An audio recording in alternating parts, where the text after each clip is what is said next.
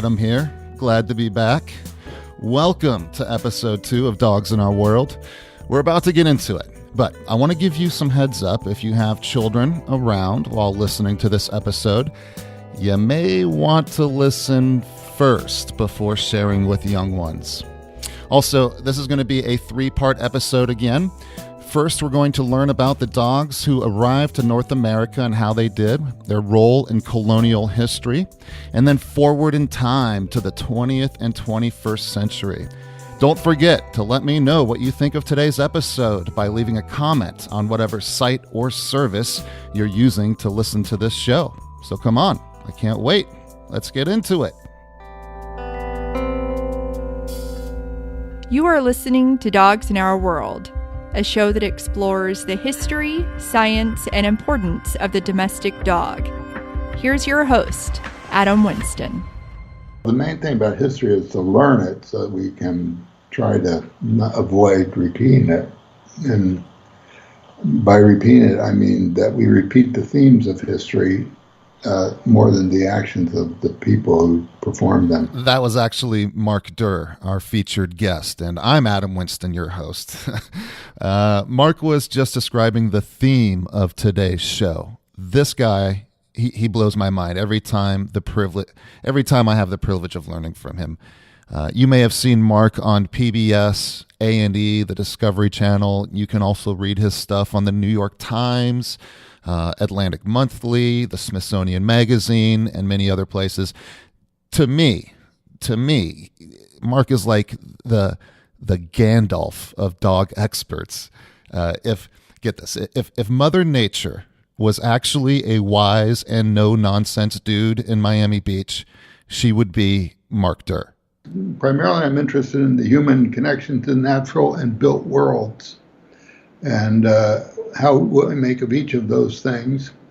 Dogs, I have been interested in for some time because they are like a mediator between us and the natural world and the built world as well, since they're the oldest domesticated animal we have, and they're the closest one to us now.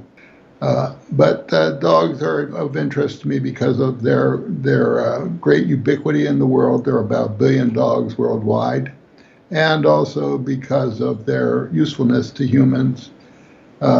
Broadly spoken, that is usefulness. It's not like a utilitarian thing, but they're useful as companions as well as workers. So if that makes sense to anyone, good. And if it doesn't, then probably you need a dog. In the first episode, we talked about the history of wolves and their transformation into dogs. In today's show, we're going to primarily focus on the history of dogs in North America. Then we're going to move on to the New World and through present day. In order to set the stage and give us a starting point, I asked Mark to explain how we first got dogs in North America. It's long been assumed that they came with the first people to cross the Bering Strait, the Bering land bridge that came into being after the ice melt of the last glaciation. Whether that's true, I don't know. That might change with the genetic evidence, but I think most likely they would have had to come with the first people who came across the Bering land bridge. And what kind of dogs do you think these were that first came here? Well, they probably were rather wolf-like dogs, as most dogs were at the time. And they certainly became more wolf-like as they proceeded down the continent, I would assume, because, people traveling with dogs lose them and they need to replenish them. And there were no dogs to replenish the early dog among people, so they bred with wolves quite freely and quite abundantly, I think, for some time after the dog came into existence. So we might call them dog wolves for wolf-like dogs, or wolf dogs for dog-like wolves.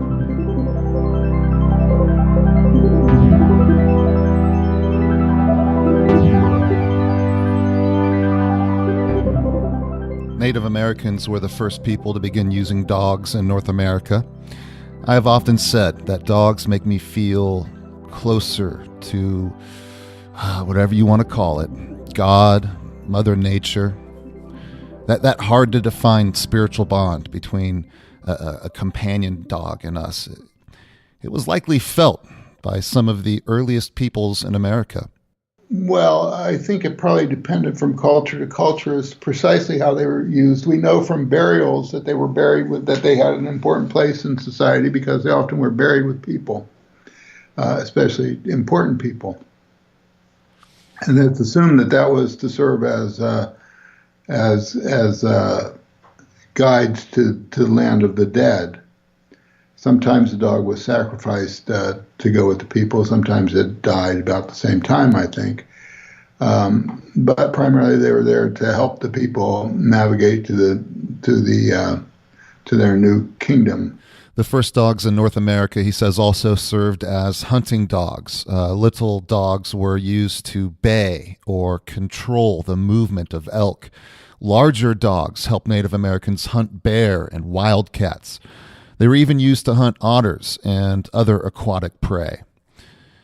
There was the Salish wool dog here in what is now the Pacific Northwest. These dogs were bred in isolation on an island by the Coast Salish peoples.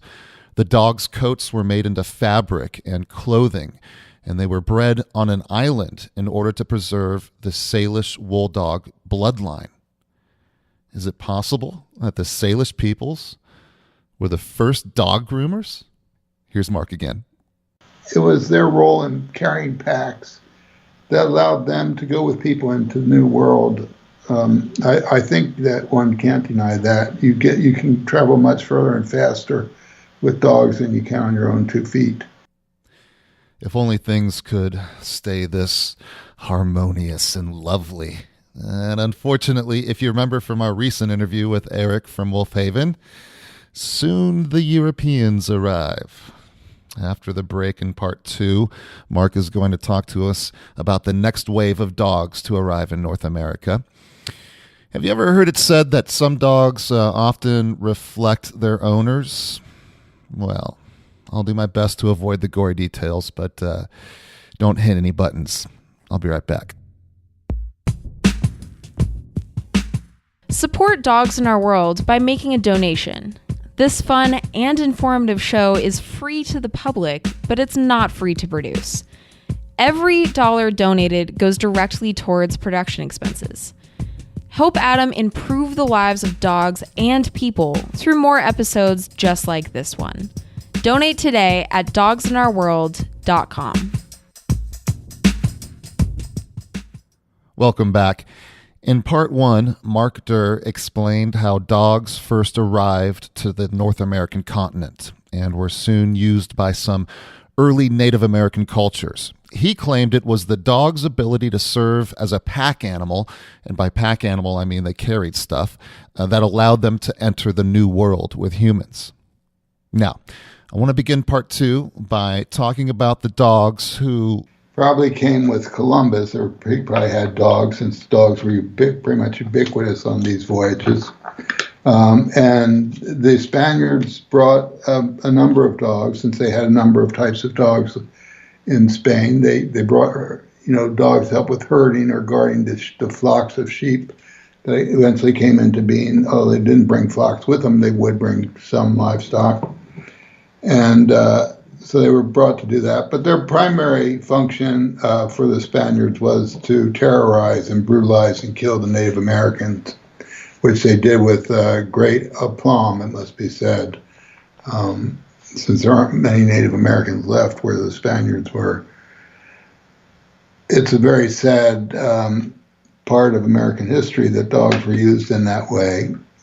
But what it did do was it kept dogs from being militarized in North America for some long period of time, basically until World War II. What do you mean by that?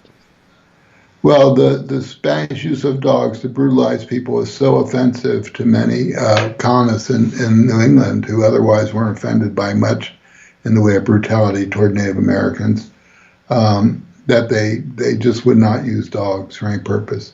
In fact, the one time dogs were enlisted was during the Seminole Indian War of the wars of the 19th century, when the Congress mandated that some Cuban bloodhounds be brought to Florida to hunt out the Indians.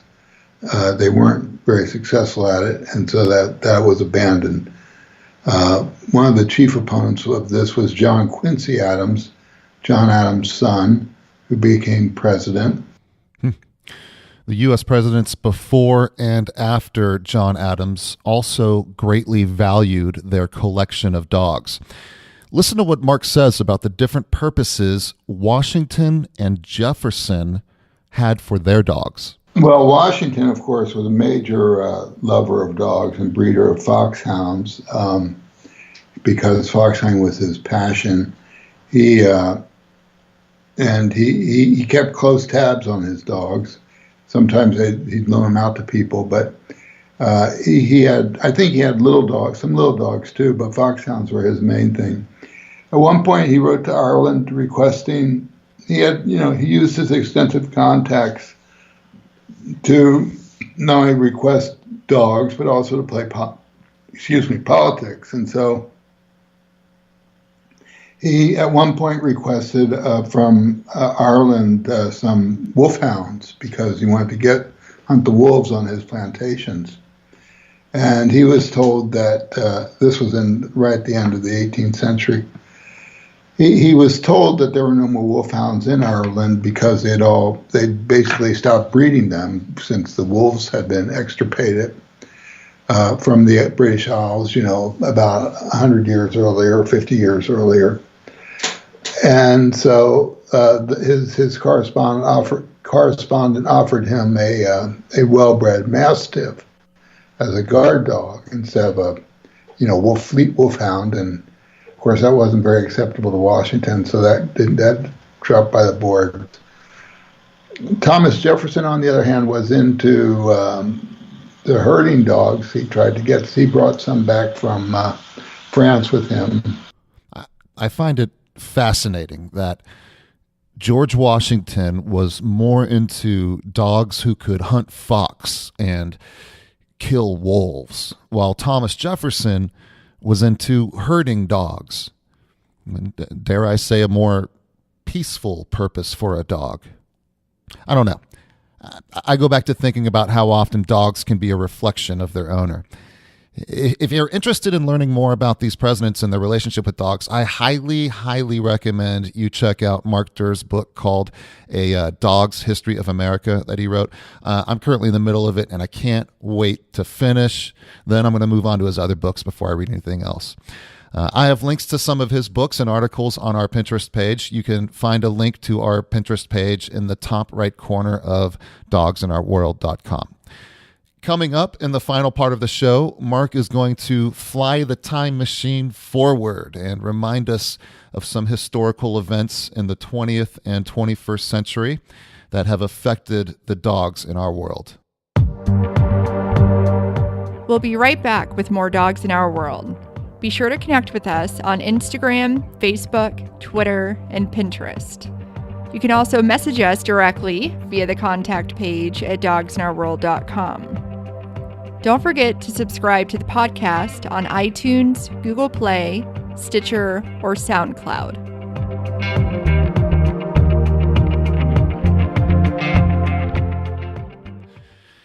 It can be tough, but sometimes we gotta get our hands a little dirty as we sift through time in order to be on the right side of history.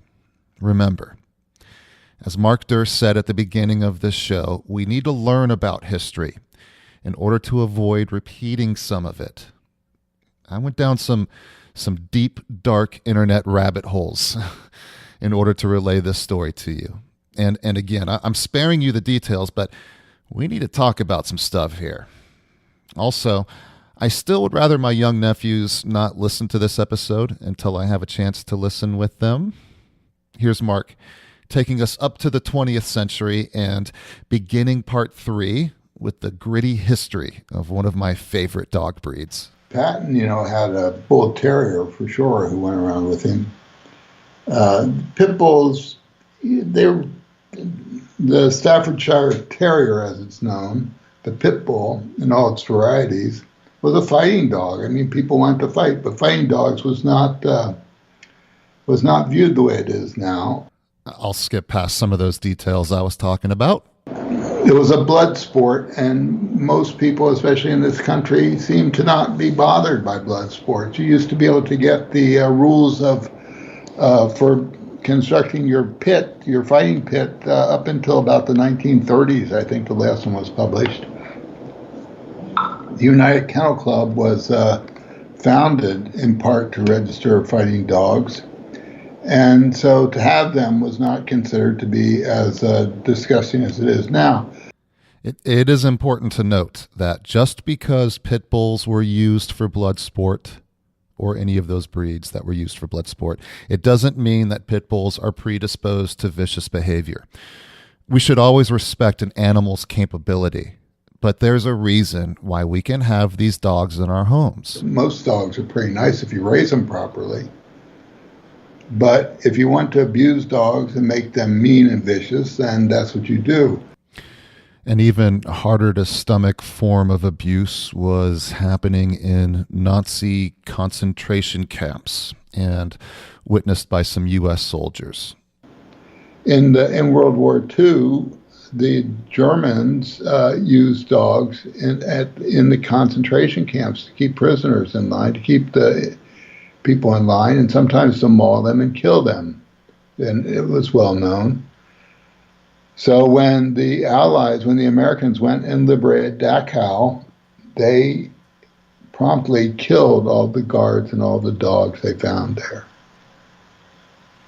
It was an act of vengeance, for sure.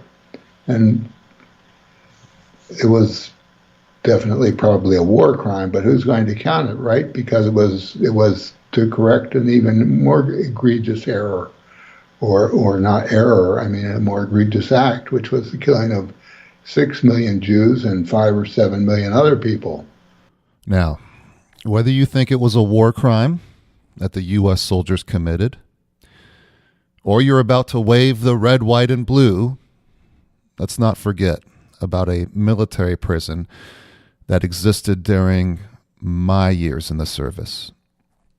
During the Iraq War, dogs were routinely turned on prisoners at Abu Ghraib.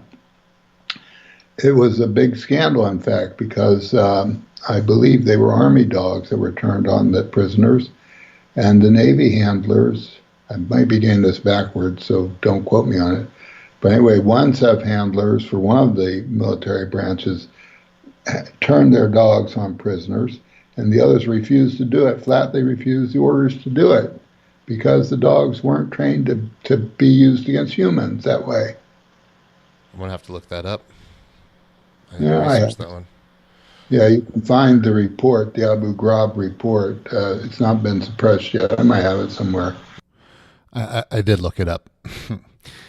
In 2006, the LA Times reported that Army Sergeant Santos A. Cardona was the 11th soldier convicted of crimes stemming from the abuse at Abu Ghraib with the inmates there between 2003 and 2004. He was acquitted of the most heinous charges, which included unlawfully using his canine to bite an inmate and conspiring with another dog handler to frighten prisoners so badly that they soiled themselves.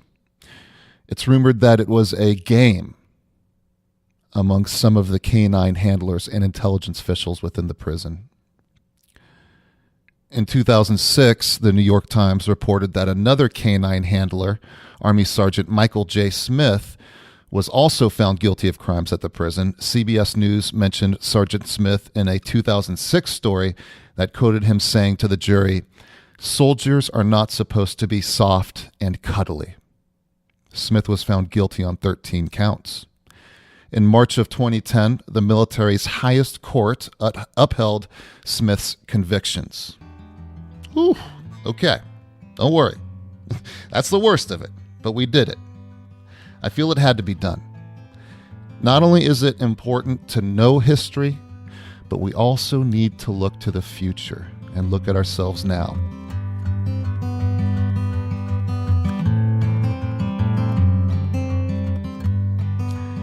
As we begin to come near the end of this episode, let's think about the dogs in our world going forward. Do you have any personal or moral opinion on using dogs for military purposes? I have moral opinions about military use of military for military purposes. I think we're long past the time when we should have wars of any sort. I don't think dogs should be used as offensive weapons against people for any reason. That's not why they exist. And that's why we did, the Spaniards did that, and it was nasty business. The people up in North Dakota just had dogs turned on them in a very heinous fashion. He's talking about reports of the Dakota Access Pipeline Company using dogs and pepper spray against Native Americans back in September of 2016 as they protested against the pipeline construction. And those with the memory of the civil rights movement will remember dogs being turned on marchers time and again. The dogs used to protect the president perform a central function, and any dogs used in that way are not used as offensive weapons against people. They shouldn't be anyway. There's definitely one big difference between the dogs from the New World and the ones now in our present day world. In my lifetime, certainly, we've gone from having dogs running around with kids all over the place to now they have to be behind a fence or on a leash or whatever. I came of age walking dogs off the leash through across the college campus and through town and everything else. And now you couldn't do that without having someone complain or someone try and bust you, give you a ticket or whatever. You can barely go to a park now with your dog off the leash without having someone try and ambush you and give you a ticket. What has changed? Well, what's changed is partly the mentality of people toward risk. I think, there are a lot of people who won't even let their kids play outside now, with or without a dog, right? Or it's just a different world where people don't go out and don't do things so much anymore.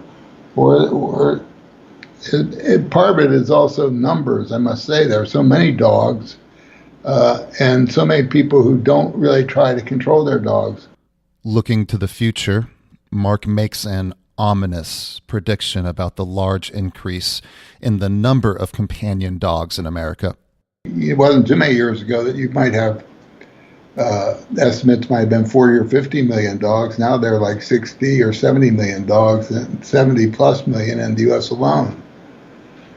So obviously, I fear that there's going to be a backlash against dogs, but I think that's just because dogs in many ways are a fad now, and fads have a tendency of disappearing. Dang, Mark is so smart. I want to be this guy when I grow up. Do you see where I'm going with all of this? Mark has been trying to teach me something. He's been trying to teach me that dogs are and always have been what we make them. We may not know exactly how they ended up in our world, but the great he or she obviously allowed dogs to be a bridge to something greater. I still believe that our personal and societal relationship with dogs can often reflect our relationship with God or Mother Nature. I'm not doing Mr. Derr justice in this show. Whether you have a dog or not, you gotta check out Mark's work. My first book is about the dog-human relationship. That's dog's best friend. My second book is Dog's History of America, and it's about the role of dogs in American history. It does a pretty good job, I think, I must say, about covering the territory there pretty much. And so far it does. I also interviewed Mark the week President Donald Trump was elected. If Trump is going to get a dog, what kind of dog do you hope Trump ends up with? I wouldn't even make a suggestion. I would hope that he didn't get a dog. I would think that he wouldn't want a dog because the man is such a narcissist, they wouldn't be able to share his attention with it. Are you going to let me air that? Sure. That's a wrap. Hey, it is so exciting to know that many people in the United States and other countries actually enjoy listening to this podcast. Once again, there are some very special people that I couldn't have done this without. Thank you to Dave Elkins for generously donating most of the music you hear in the show. Thank you to Mark Paget for the production and technical assistance. I can't stop working on this project. It is becoming almost like a second job. I need to figure out a way to continue affording it. So please make a donation at dogsinOurWorld.com to help me try and cover the never-ending production expenses. If you can't afford a donation, could you tell 2 people about us? Or leave a comment in places like iTunes or Google Play so other people can find us when using a search engine. Next month, we'll meet with author, professor, and philosopher Stephen Hales and examine how dogs can help us better understand that big, elusive topic called philosophy. Until then, I'll see you at dogsinOurWorld.com. Peace.